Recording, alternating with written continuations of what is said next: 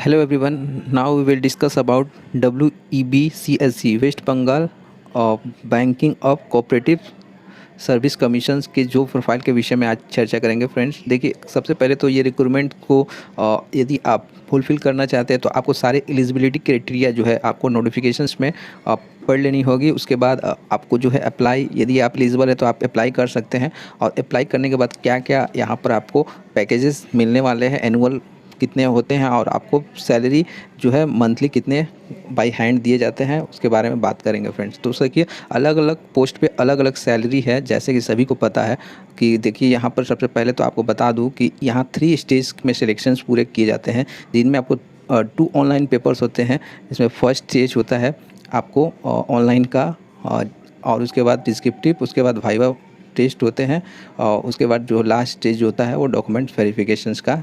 उसके बाद आपका सिलेक्शन हो जाता है। ठीक है फ्रेंड्स, यहाँ पर देखते हैं सबसे पहले जो पोस्ट है असिस्टेंट जनरल मैनेजर का, जिसका प्रोफाइल क्या होता है, रिस्पॉन्सिबल होता है ओवरऑल ग्रोथ, मतलब सभी चीज़ों को जो है ग्रोथ करने में and smooth functioning of department. Okay, तो ये असिस्टेंट जनरल मैनेजर का जो पोस्ट होता है उसके लिए। ओके, नेक्स्ट जो होता है फ्रेंड्स पोस्ट, वो होता है मैनेजर का पोस्ट के लिए आपको जो है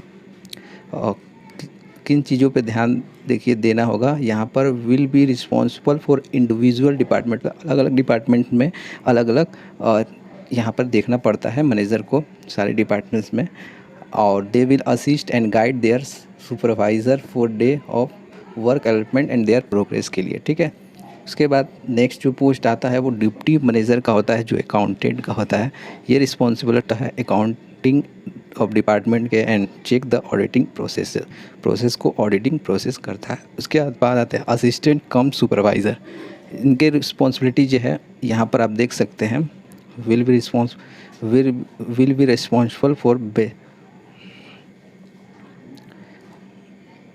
responsible for basic office functionings, maintain office stationery, मतलब जितने भी बेसिक चीज़ें हैं ऑफिस के और स्टेशनरी चीज़ों को मेंटेन करना होता है असिस्टेंट कम सुपरवाइज़र।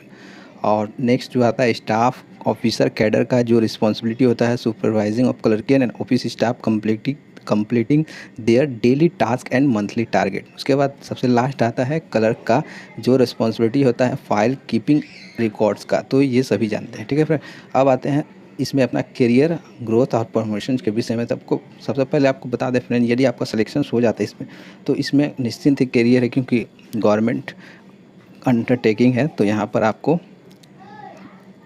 पूरी आपको ग्रोथ है, करियर है, प्रमोशन भी है, लेकिन आपको जो है 2 इयर्स की आपको यहाँ पर ट्रेनिंग देनी पड़ती है। प्रोबेशंस पीरियड होता है, उसको यदि आप कंप्लीट कर लेते हैं उसके बाद बहुत सारे फैसिलिटी आपको प्रोवाइड किए जाते हैं। जैसे यहाँ पर आप देख सकते हैं, ये देखिए एनुअल पैकेजेस की बात करें तो असिस्टेंट जो जनरल मैनेजर होता है उसका जो एनुअल पैकेजेस होते हैं वो 8 लाख होते हैं, मैनेजर्स के 6 लाख, डिप्टी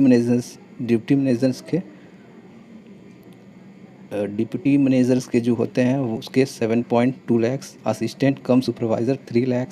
उसी प्रकार से देखिए स्टाफ ऑफिस कैडर का 6.6 लाख, क्लर्कियल कैडर का 4 लाख। तो ये सैलरी इंस्ट्रक्शंस हैं। उसके बाद जो आपको प्रोवाइड किए जाते हैं एडिशनल चीज़ें, वो होते हैं dearness allowance, house rent allowance, over time allowance और फ्यूल एक्सपेंस। ये सब चीज़ें आपको दिए जाते हैं, एक्स्ट्रा चीज़ें। ठीक है, और इंसेंटिव भी दिए जाते हैं।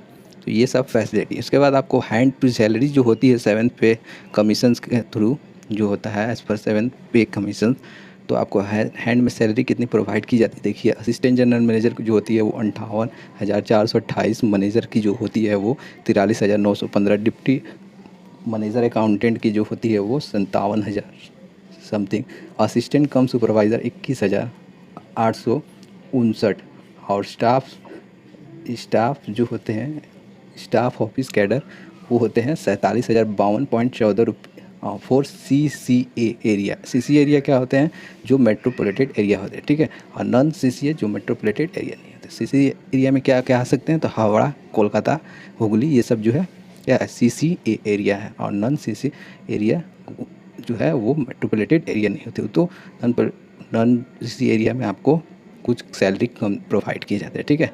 तो यहाँ पर ये भी देख सकते हैं, क्लर्क जो क्लर्क होते हैं उसका सैलरी 26,513.83 होते हैं।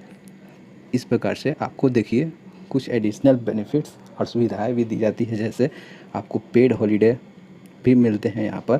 पेड हॉलीडे, गवर्नमेंट अकोमोडेशंस होते हैं, increment and incentive, job trainings provide की जाती है, मेडिकल फैसिलिटी, प्रोफेशनल डेवलपमेंट और हेल्थ इंश्योरेंस भी प्रोवाइड की जाते हैं, ठीक है फ्रेंड। और उसके बाद ample paternal and maternal leave, transport facilities, ये सब प्रोवाइड किया जाता है। उसके बाद देखिए WEBCSC प्रोबेशन पीरियड जो होता है वो 2 साल का, जैसे मैंने बताया। इसको यदि आप कंप्लीट कर लेते हैं तो उसके बाद आपको जो है बहुत सारे सुविधाएं, बेनिफिट्स और जो है वो डिपार्टमेंट वाइज दी जाती है। तो अब देखिए जो मैं CCA और नॉन CC एरिया की बात कर रहा था, तो जो CCA होता है वो CC compensatory allowance is provided to employee live in high cost living in city of metropolitan area, ठीक है। और नॉन CC एरिया जो होते हैं, जैसे कि आपको बता दूं, जैसे सिलीगुड़ी, कोन्नगर, चिचूरा, अलीपुरद्वार, ये सब क्या है, नॉन CCC एम्प्लॉई है। तो फ्रेंड्स, यदि आप चाहते हैं वेस्ट बंगाल कोऑपरेटिव बैंक जो सर्विस कमीशन होता है उसमें जॉब की अपॉर्चुनिटी में सियोरिटी होना, तो आप ज़रूर इसको अप्लाई करें। और जैसे कि मैंने आपको जॉब प्रोफाइल अभी बता दिया, तो अच्छी फैसिलिटी है, आप जो है यहाँ पर जॉब कर सकते हैं, ठीक है फ्रेंड। ये सब चीज़ें हैं इससे जॉब से ओरिएंटेड। तो थैंक यू फॉर वाचिंग। अच्छा लगे लाइक करें, सब्सक्राइब करें, शेयर करना ना भूलें। Thank you for watching.